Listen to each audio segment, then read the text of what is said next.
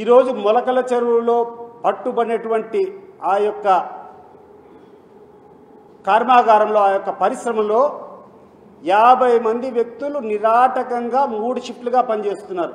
ఇది నాకు ఈ విషయం జరిగిన తర్వాత నేను ఆ మొలకల చెరువులు ఆ చుట్టుపక్కల ఉన్నటువంటి గ్రామస్తులు అక్కడ ఉన్నటువంటి వ్యక్తుల ద్వారా నేను సమకూర్చుకున్నటువంటి వాస్తవాలు ఏంటంటే 50 మంది నిరాటకంగా 3 షిఫ్ట్లు కూర్చొని రోజుకు 30,000 మద్యం బాటిళ్ళు ఈరోజు తయారు చేస్తున్నారు.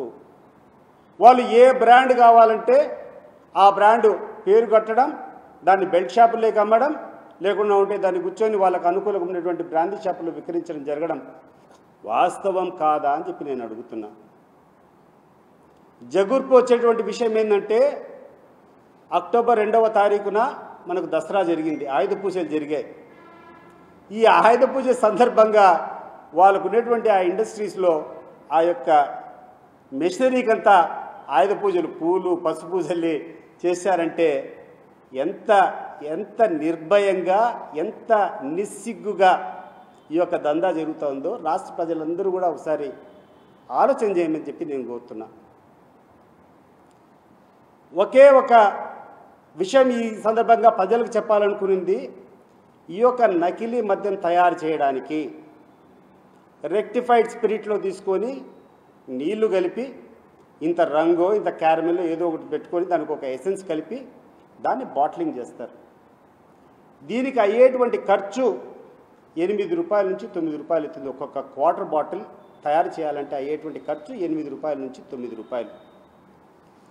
మీరు విక్రయిస్తున్నది మీ బెల్ట్ షాపుల్లో, ఆ బెల్ట్ షాపుల్లో అమ్మేటువంటి వ్యక్తులకు మీరు దీన్ని 110 రూపాయలకు విక్రయిస్తే వాడు 130 రూపాయలకు విక్రయిస్తున్నారు.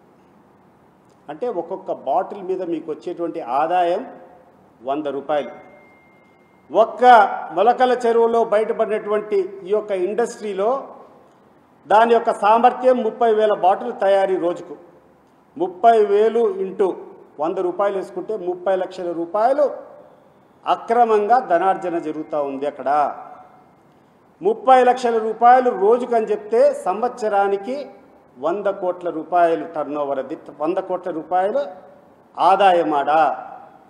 5 సంవత్సరాల పాటు జరిగితే దాని ద్వారా ఆ యొక్క ఇండస్ట్రీ నడిపేయడానికి వచ్చేటువంటి ఆదాయము 500 కోట్ల రూపాయలు. ఒక మొలకల చెరువులో అనేటువంటి గ్రామంలో ఒకటి బయటపడింది. ఇటువంటి ఎన్ని ఇండస్ట్రీస్ ఈ రాష్ట్రంలో పెట్టారో అని చెప్పేటువంటి విషయాన్ని ఈరోజు ప్రజలందరూ అడుగుతున్నారు. ఈ ప్రశ్నను నివృత్తి చేయాల్సినటువంటి అవసరం ఈ యొక్క అధికారంలో ఉన్నటువంటి ముఖ్యమంత్రికి ఈరోజు ఉంది. అన్నిటికంటే దౌర్భాగ్యమైనటువంటి విషయం ఏంటంటే జగన్మోహన్ రెడ్డి అధికారంలో ఉన్న రోజులు ఇష్టానుసారం రాసుకున్నారు ఒక సెక్షన్ ఆఫ్ ది మీడియా.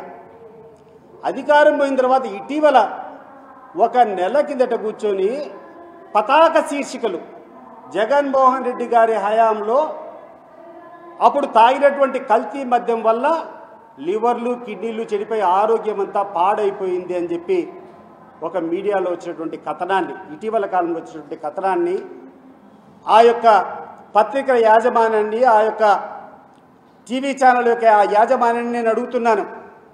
ఈరోజు మొలకల చెరువులో ఇంత పెద్ద ఇండస్ట్రీ ఈరోజు బయటపడిందే, నీ పేపర్లో ఈరోజు రాసేదానికి నీకు లేదా, నీకు సత్తా లేదా?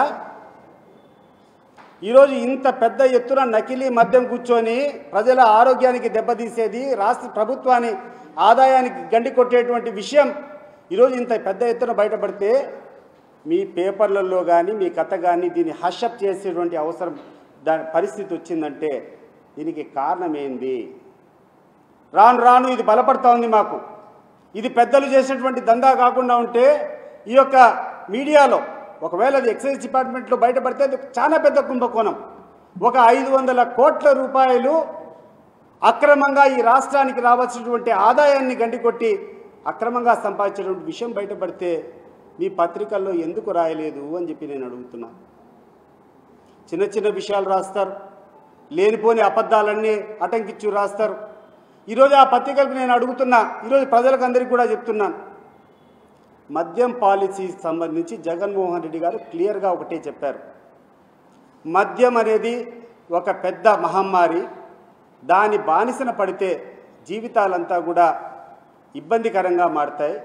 కాబట్టి ప్రజలకు అందుబాటులో ఉండకూడదని చెప్పి వాటి రేటు పెంచినటువంటి విషయం వాస్తవమే. రేట్లు పెంచినప్పుడు కూడా మద్యం ఎక్కడంటే అక్కడ విక్రయించడానికి వీలు లేదు. మద్యాన్ని ఎట్లంటే అట్లా కూర్చొని వేరే వాళ్ళ యొక్క లిక్కర్ మాఫియా చేతులకు పోకూడదని చెప్పి ఆ రోజు జగన్మోహన్ రెడ్డి గారు తీసుకున్నటువంటి చర్యల వల్ల ఒక డిస్టిలరీలో ఒక మద్యం తయారైతే ఏపీబీసీఎల్ ఆంధ్రప్రదేశ్ బ్రీవరేజెస్ కార్పొరేషన్ లిమిటెడ్ అనేటువంటి ఒక సంస్థ దాన్ని ఆ యొక్క డిస్టిలరీ నుంచి కొనుగోలు చేస్తుంది. డిస్టిలరీలో దానికి కావాల్సినటువంటి ఎక్సైజ్ సుంకాలు కానీ సేల్స్ ట్యాక్స్ కానీ అవన్నీ కట్టిన తర్వాత ఏపీబీసీఎల్కి వస్తుంది. ఈ ఏపీబీసీఎల్లో ఈ రాష్ట్రానికి కావాల్సినటువంటి ఆదాయాన్ని పెంచి దాని పాలసీగా అనుగుణంగా అక్కడటువంటి ఏపీబీసీఎల్ ద్వారా ప్రభుత్వం చేత నడిపేటువంటి మద్యం దుకాణాల్లోకి ఆ యొక్క మద్యం అమ్మేటువంటి పరిస్థితులు అప్పట్లో ఉన్నాయి. జగన్మోహన్ రెడ్డి గారి టైంలో అప్పట్లో క్లియర్గా టైమింగ్స్ ఉండేటివి. మద్యం దుకాణాలు ఎప్పుడంటే అప్పుడు ఓపెన్ చేస్తానికి లేదు. ఉదయం 10 గంటల కంటే 10 గంటలకు ఆ యొక్క ప్రభుత్వ ఉద్యోగస్తుల ఆధ్వర్యంలో 10 గంటలకు తెరిచి రాత్రి 10 గంటలకు క్లోజ్ అంటే రాత్రి 10 గంటలకు క్లోజ్ చేసేవాళ్ళు. ఎక్కడే కానీ ఈ రాష్ట్రంలో బెల్ట్ షాప్ అనేది ఉండేదానికి అవకాశం లేదు. ప్రతి రూపాయ ప్రభుత్వానికి పోతుంది. ఎంత లాభం వచ్చినా దాని మీద ఎంత ట్యాక్స్ చేసినా కూడా అదంతా కూడా ప్రతి రూపాయి ప్రభుత్వ ఖజానాకు పోయేటువంటి పరిస్థితులు ఆ రోజుల్లో ఉన్నాయి. ఈరోజు నేను అడుగుతున్నా, ఆ రోజు మీరు రాశారే డిజిటల్ పేమెంట్ లేకుండా క్యాష్ ద్వారా తీసుకొని అక్రమాలు చేస్తున్నారని. 17 నెలలు అయిపోయింది. మీరు అక్రమైన కేసులు పెట్టారు. 3,500 కోట్ల లిక్కర్ స్కామ్ అని చెప్పి మీరు రాసుకున్నారు. పెద్ద పెద్ద వాళ్ళందరినీ పెట్టారు. ప్రజలందరూ కూడా అపోహపడ్డారు. ఇదేదో వాస్తవమేలే, ఏదో వీళ్ళందరినీ తీసుకొని పెట్టారు, ఏదో బయటపడుతుందని. ఏం బయటపడింది? ఏం సాధించారు మీరు? ఆ యొక్క కేసు పెట్టి సీఎంఓలో ఉన్నటువంటి ప్రిన్సిపల్ సెక్రటరీని, ఓఎస్డీని, ఎంపీని, మెంబర్ ఆఫ్ పార్లమెంట్ అందరినీ అరెస్ట్ చేసి ఏం సాధించారు? మరి ఈరోజు జరుగుతున్నటువంటి వాస్తవం ఏంది? మీరు సమాధానం చెప్పాలా? ప్రజలు ఈరోజు ఎదురు చూస్తున్నారు మీ యొక్క సమాధానం కోసం. ఇంత పెద్ద ఇండస్ట్రీ వస్తే, ఇంత పెద్ద ఇండస్ట్రీ కూర్చొని విచ్చలవిడిగా ఈ యొక్క మద్యాన్ని అక్రమంగా తయారు చేయడము, ప్రభుత్వానికి 1 రూపాయి కూడా ఆదాయం కట్టకుండా, ఒక సేల్స్ ట్యాక్స్ 1 రూపాయి లేదు, ఎక్సైజ్ డ్యూటీ 1 రూపాయి లేదు, డైరెక్ట్గా మీ జోబుల్లోకి పోయేటువంటి పరిస్థితులు లేవా? మరి ఆడు మ్యానుఫ్యాక్చరింగ్ చేసినటువంటి ఆ నాయుడు ఏ నాయుడుకు తీసుకొని పోయి డబ్బులు ఇస్తున్నారో మీరందరూ కూడా తేల్చాల. ఈరోజు ఈ విషయం బయటకు వచ్చిన తర్వాత ఆ మొలకల చెరువు పరిసర గ్రామాల్లో ఉన్నటువంటి నాకున్నటువంటి పరిచయాల ద్వారా అందరినీ దాని గురించి విచారిస్తే భయంకరమైనటువంటి నిజాలు కొన్ని బయటకు వచ్చాయి.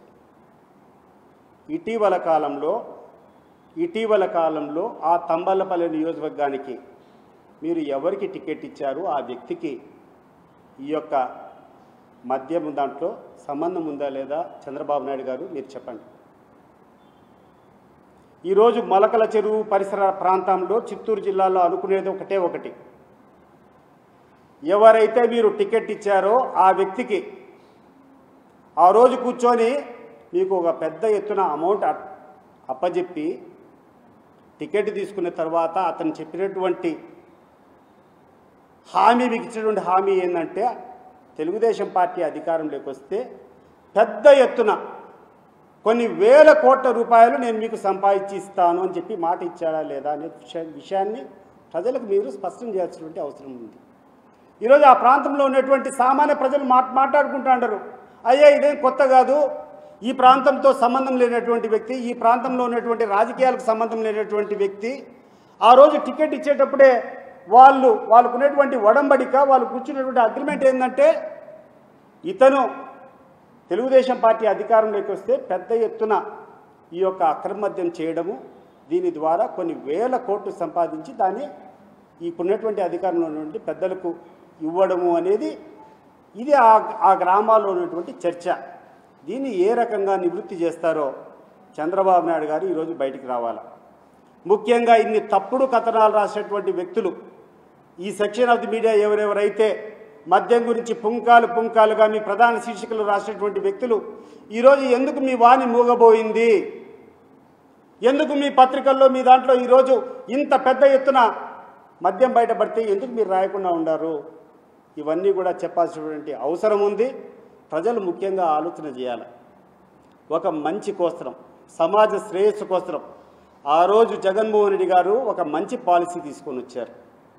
మద్యమాన్ని ప్రైవేట్ వ్యక్తులు నిర్వహిస్తే అవకతవకలు జరుగుతాయి, దాంట్లో కూర్చున్నటువంటి ఇటువంటి ఇల్లీగల్ మాఫియా అంతా, లిక్కర్ మాఫియా అంతా వస్తుంది, అక్రమంగా మద్యం తయారీ చేసే వాళ్ళు వస్తారు, విచ్చలవిడిగా వాళ్ళకి కావాలనేటువంటి రేటు వాళ్ళు అమ్ముకుంటారు.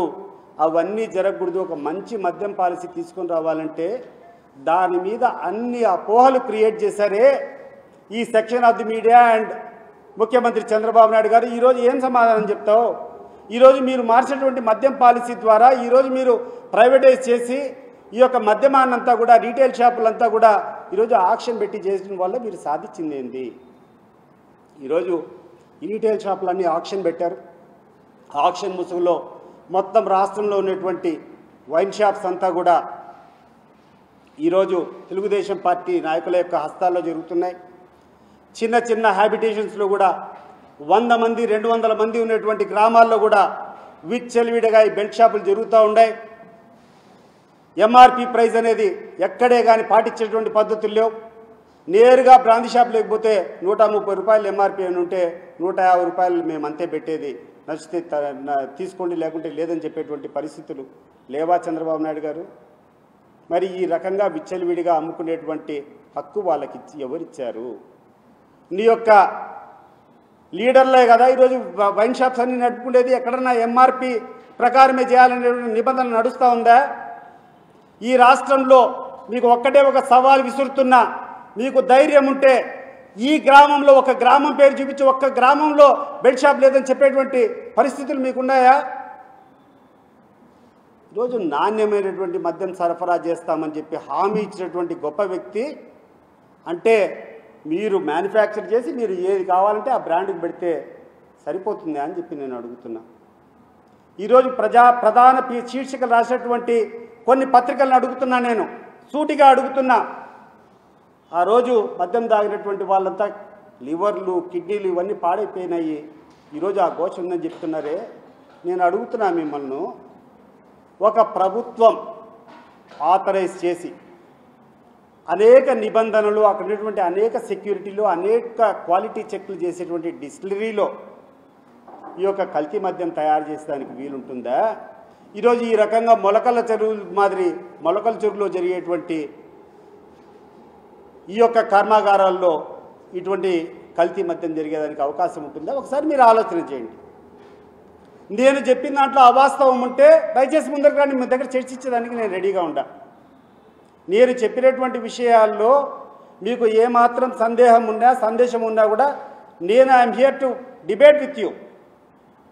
ఈరోజు ఎందుకు అంత పెద్ద ఎత్తున మద్యం మీద రాసేటువంటి వాళ్ళు ఇంత పెద్ద గుట్టును రట్టు చేస్తే మీ పత్రికల్లో ఎందుకు రాయలేదు?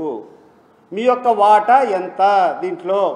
దీన్ని స్పష్టం చేయాలని చెప్పి నేను కోరుకుంటూ, ప్రజలకు ఈరోజు ఈ యొక్క ప్రభుత్వం యొక్క ముసుగు ఈరోజు గుట్టు రట్టయింది. ఇటువంటి విషయాలన్నింటినీ కూడా మీరు గుర్తుపెట్టుకోవాలా. ఎవరంటే వాళ్ళు కూర్చొని అపోహలు చెప్తే నమ్మి మోసపోవద్దు అని చెప్పి నేను ఈ సందర్భంగా వినవించుకుంటూ